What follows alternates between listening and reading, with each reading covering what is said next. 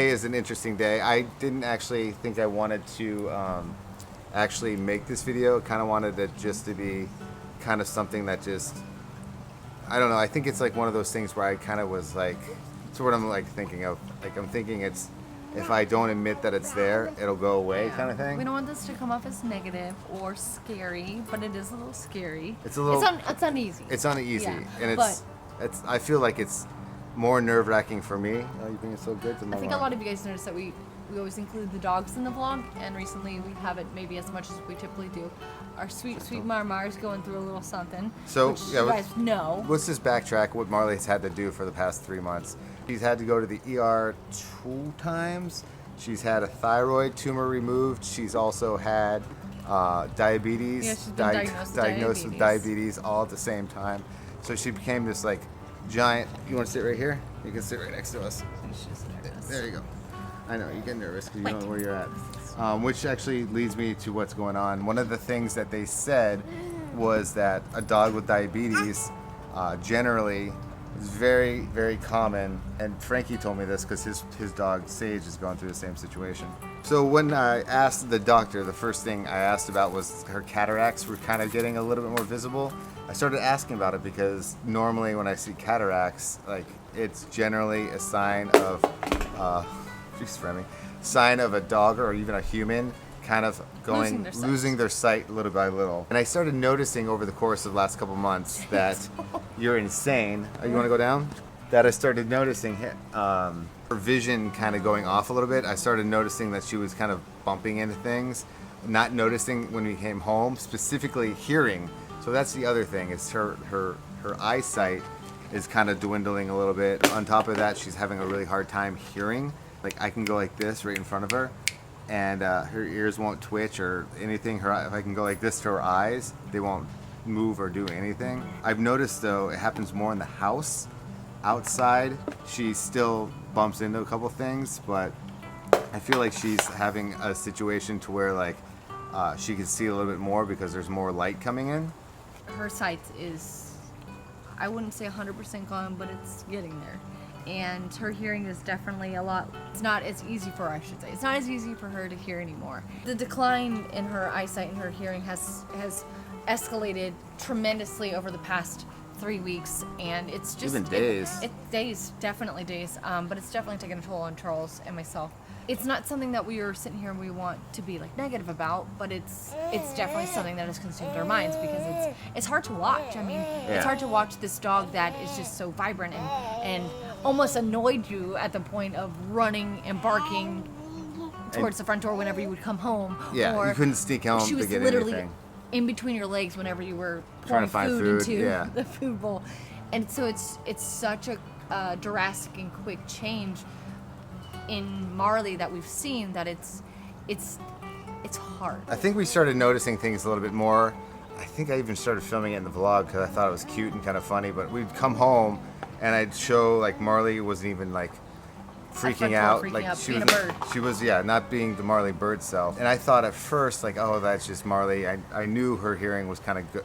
I always joked around like saying like Marley was going to make herself deaf by the yipping and stuff like that. Chirping. The decline in her ears, like we'd have to yell and we'd have to clap and try to get her attention. But then we started noticing the cataracts start forming a little bit more. Like 3 days ago they were fine, and then it just seems like almost every day it just got darker and darker and darker and foggier. Like I said, I didn't want to talk about this because I'm kind of like trying to pretend like it's Charles. I mean, it's hard for me too, but I know that with I'm just trying to pretend like it's not existing right now. Ever since I've known Marley, she's always been like this crazy, happy, chirpers. She's like the girl in high school that's happy about everything. The peppy girl. Everybody to be happy about everything. The peppy. And the nothing pep can team. be negative. So yeah. That's always been Marley. And so, you know, ever since she got diagnosed with diabetes and with the thyroid carcinoma, I think it's been kind of hard on Charles, especially because, I mean, it's hard on me too, but it's just such a drastic change. The doctors even mentioned to us once that thyroid carcinoma was removed that she might start being an old dog, like acting like an old dog, appearing like an old dog, and we didn't expect it to be as drastic as it has been. They also didn't say when the reason why they'd be acting like an old dog, beyond the fact that they'd be acting like an old dog, but because senses are kind of being impaired. So she's still got touch. She's still got the sniffer going. Her nose, that thing's never that healthy. is like crazy. Like this is, first off, I don't want this to seem like, oh, this is the horrible, horrible situation to where like Marley's having like a fatal like situation, but it's not. It's not. This is not, but it's more of an adjustment period for me. Obviously, it's more of an adjustment period for Mar, but I think selfishly, like, this really sucks because like 3 days ago, it makes me sad.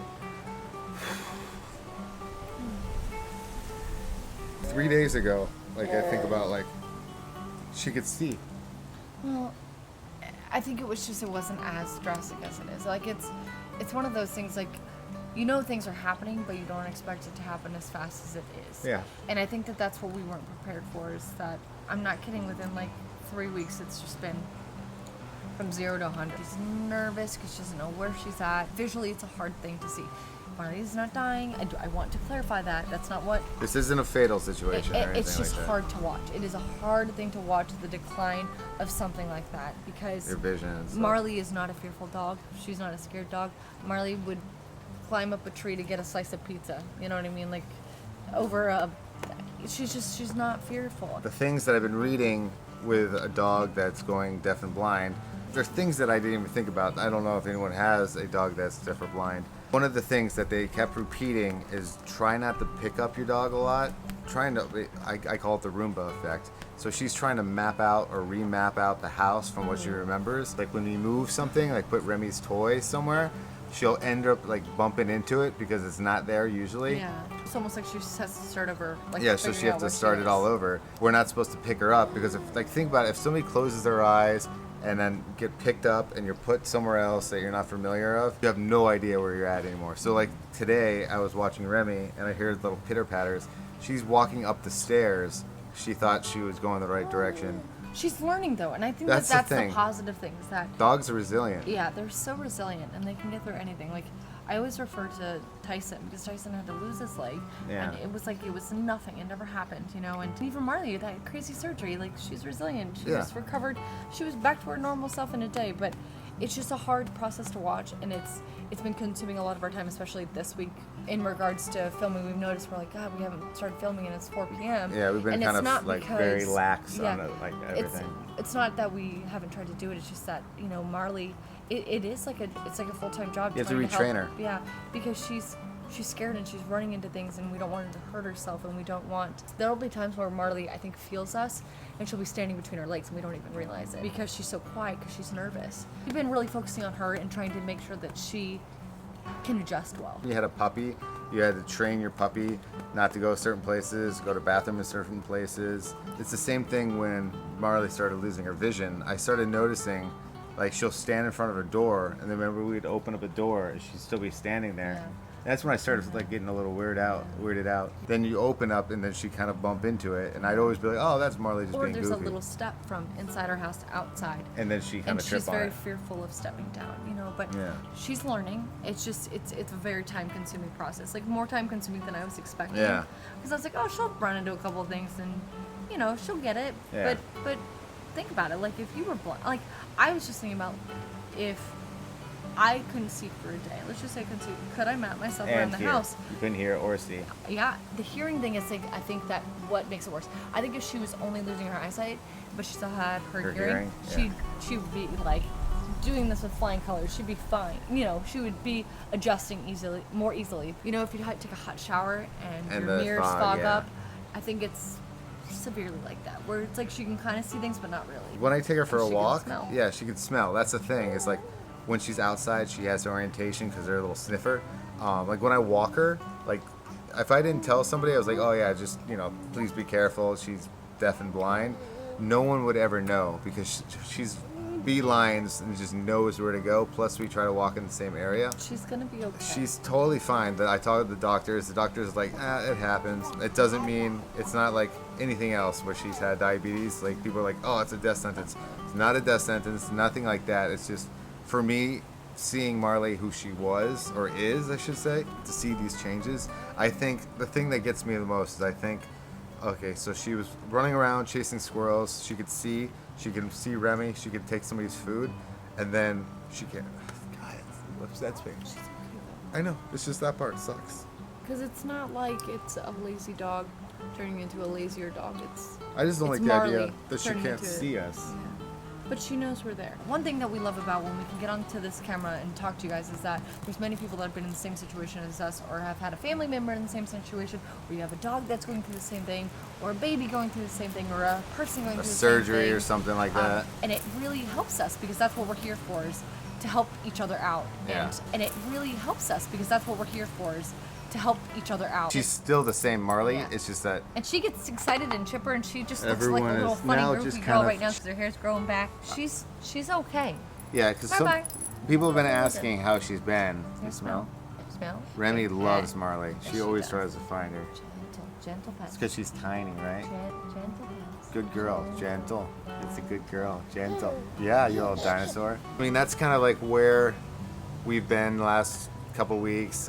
Why I probably seemed a little off. It's just a situation that sucks. So an example of what I'm trying to say is, like, if I go like this, her ears don't like twitch like they would, or if I go like this, she doesn't really flinch. It's because she can't really see it. At any rate, that's kind of like what's been going on. You want to go downstairs? There you go, buddy.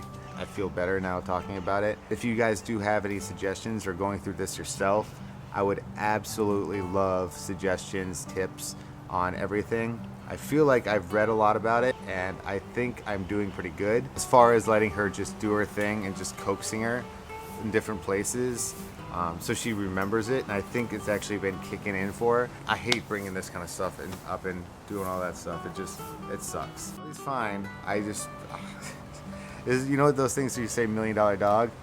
This dog, of all dogs that can handle going through thyroid cancer, diabetes, deafness, and blindness, and still be a little crazy little dog, it's only Marley. I don't think. Happy still. And happy, yeah. And she still begs for food. Still begs for food. I have no idea how she. It's the nose. That nose will. That's the thing about dogs, is their nose works so much better than their eyes and the ears and stuff like that. I'm glad I'm actually getting this off, because it was really kind of weighing down on my chest. So on that note, I guess I'll have to see you guys in the next video. Thank you again, and I will look forward to talking to you in the comments. Bye, guys.